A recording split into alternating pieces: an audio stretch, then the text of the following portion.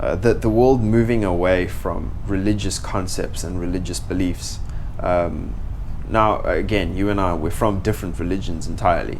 But one thing that you and I always have in common is the fact that we believe in something grander than Earth. Yeah. I think it's you always who says you can debate the nature of God, but you can't debate God. Yeah.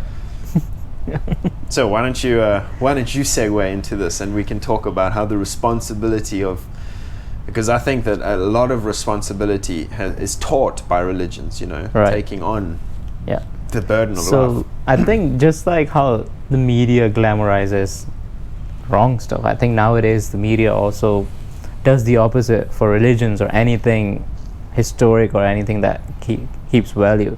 So there's a lot of, I don't know if it's intentional or non-intentional, hate towards religion, and that's kind of what pushed people away for different reasons, right? There were historical reasons, there were political reasons, but now we are kind of seeing the consequences of what happens when you just completely banish it. And the reason being is because religion brings in so much value. It brings in groundedness, it brings in a purpose bigger than yourself. So you're not aimlessly just going through life, just taking on as much pleasure for yourself as you can, and you don't really care about the rest. Yeah. So I think the essential foundation of religion, in any religion, I believe it's the same for Christianity, is taking care of each other. Yeah. Right. So I lost my train of thought. Go. What did you want to say? We'll circle back to it. No, there was actually a specific point I want. Oh yeah, I think what's happened is, I don't know if it's been. I mean, you have people who believe, in these massive conspiracy theories that this is a long lineage of events that have intentionally been engineered to bring us to this outcome.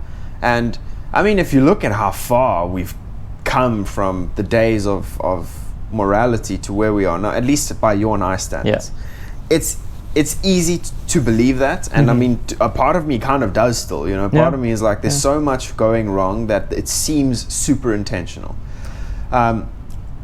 So to be honest, I'm on the fence. Is it some giant conspiracy, or is it just a bunch of humans just making a bunch of mistakes?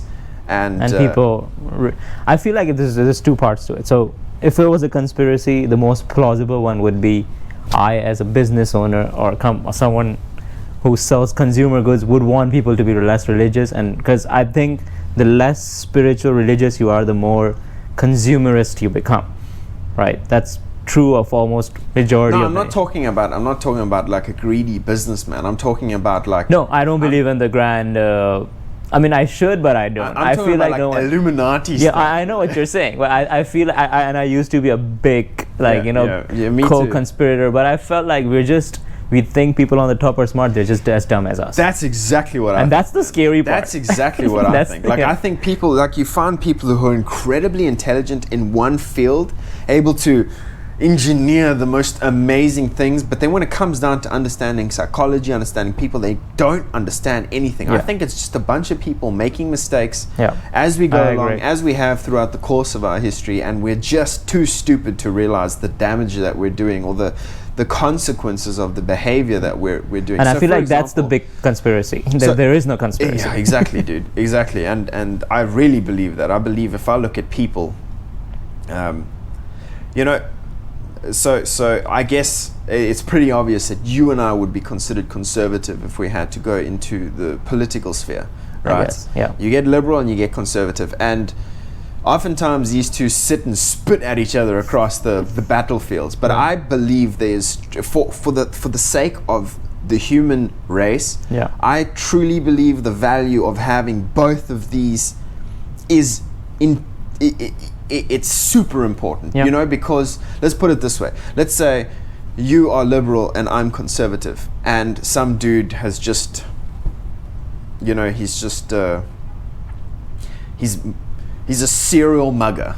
He's mugged like 100 people at knife point, and he's given them all trauma, and he's psychologically damaged them, and they're all scared and everything. I'd say this guy needs to be hung, right? And if everybody had the same opinion about me, this guy would be hung. Whereas you're a liberal, you're like, no, we can't hang this guy. then you and I talk. Yeah. No matter how diverse our conversation gets, we talk about it. Yeah. And we come to a better understanding of, okay, let's not hang him, but let's put him in jail for like 20 years. Yeah. You know, these kinds of things. I'll give you another example. I'll give you extreme example. So let's say it's an extreme conservative person, extremely liberal person, right? I think what the balance that you're talking about is, let's say a conservative person would say, like a liberal person would say, you know what, I want to understand how the universe works. I want to delve into string theory. A conservative person might say, you know what, God created everything. This is evil. Don't think about this, right? And so you limit science. But on the same hand, a liberal person might say, you know what, I think incest is right. There's no consequence to it. If it's between consenting adults, go for it. That's when a conservative person might step in and say, so it's a good balance. Exactly why I think that there's a good, I mean, especially if you look at America, man, the divide is just, it's like the Mariana Trench, man. I worry about how they'll be able so I to think they bridge it, complement each other pretty well. Historically, they have really well, you know, really well. And I'm well aware of my innate, how do I put it? My innate leanings. You know, it's like, oh, look at that guy. He needs to, you know, he's done some terrible stuff. We should just electrocute him. You know, maybe that's not the right thing. Yeah. You know, so and if everybody thought my way, then there would be one direction. Yeah. And likewise, if everybody was super liberal, then we just let prisoners walk all the time. Yeah. And then there would be consequences for that decision as well. So we almost, it's like we're both going skew. This is the right direction to go. But by being with each other, we're pulling each other in a better direction. I feel like that's closer to the center. Yeah, so it's like the diversity of thought. I think that's where the religions come in as well. So even though you have different aspects, you still have the basic foundation. So I think just like we have difference in opinions in politics, we also have different opinions of the nature of God, how you worship one, how you pray to one. So I think that's where different religions come in as well. So what do you think, like, let's say you're a Christian and I'm a Muslim, what do you think are the similarities that kind of bring us together? Well, you know, if we're conflating religion with politics, I think the thing that would bring us together is, for example, you and I, we both believe in God. Yeah. And if whether you're left-leaning or right-leaning, you should believe in the betterment of human life, right? Now, us believing in God is I guess it's a controversial topic, and it becomes very hard to justify certain. It's hard to, especially because, you know, we're both logical dudes. We're both, I mean, you're a scientist for freak's sakes, you know. Not a scientist, engineer. Well, a chemical engineer, you know, molecules and all those fancy things my grade 12 education never taught me. So I think what you're trying to say is it's never easy, right? Like that's what. Okay, so sorry. What I was trying to say is that belonging to a specific religion is, you know, there's hard things to explain. Like for you, why do you face Mecca when you pray? Does God not hear you when you face it? For me, like, why do we drink wine and eat bread and say that we're partaking of Christ's flesh? You know, these things are hard to explain, and it's hard to get into those kinds of conversations. But one thing that I do not struggle with is the discussion of God.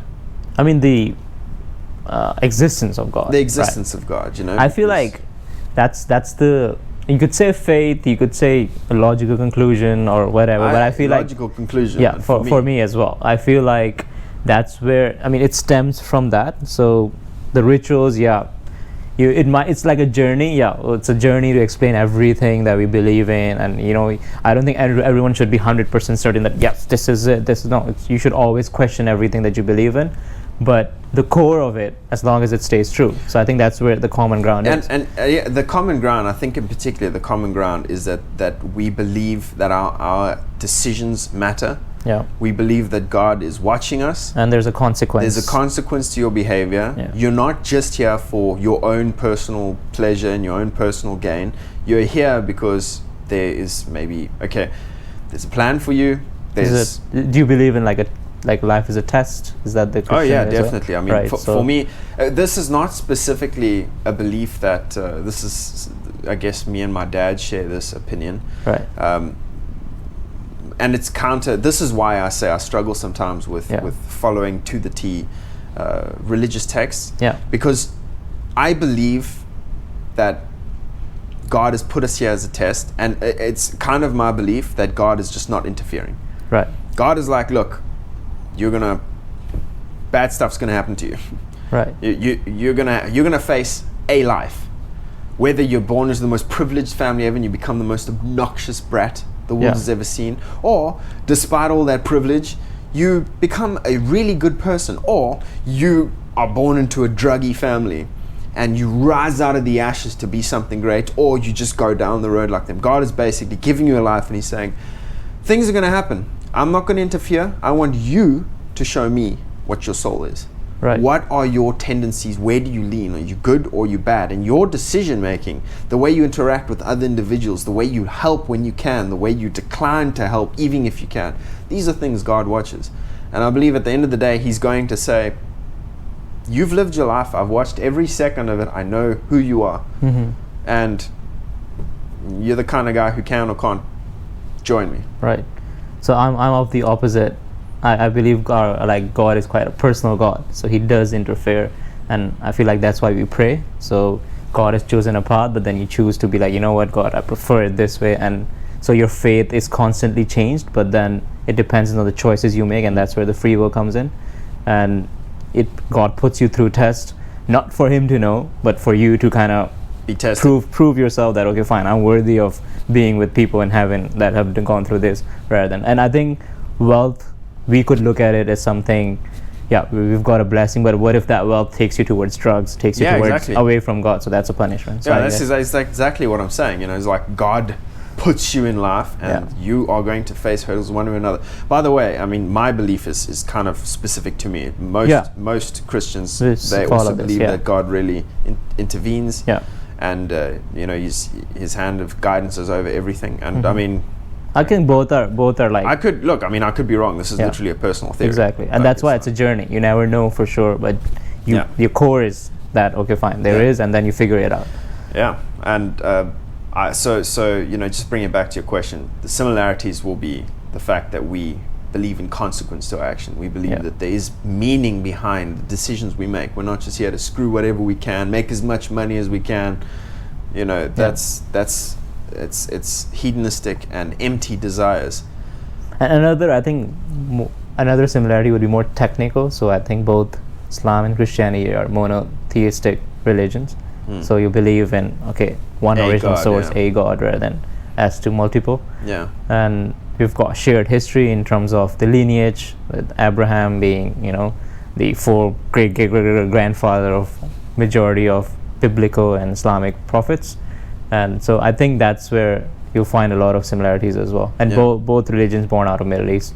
So it's like a melting pot of Abrahamic religions, even Judaism for that matter. It's like all of the religions, Abrahamic religions, came out of Middle East. So that's interesting to me always. Like, why was Middle East chosen as a place? Right? My dad has a theory that the Middle East, like all the oil riches of the Middle East, is basically the burial ground of the Garden of Eden.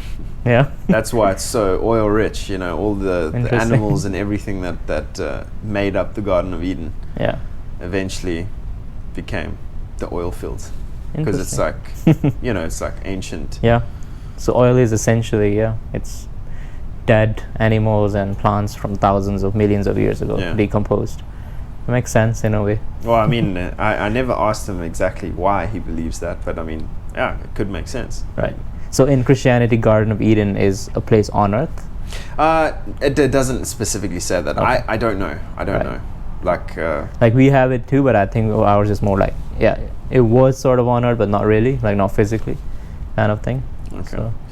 Okay, well, I would love us to go more into this topic, but I think we're running short on time. I hope that you enjoyed that snippet out of Couch Conversations. If you did, please like, comment, and subscribe. If you want to watch the full video, I will link it down in the description for you. Thanks for watching. Back in the studio.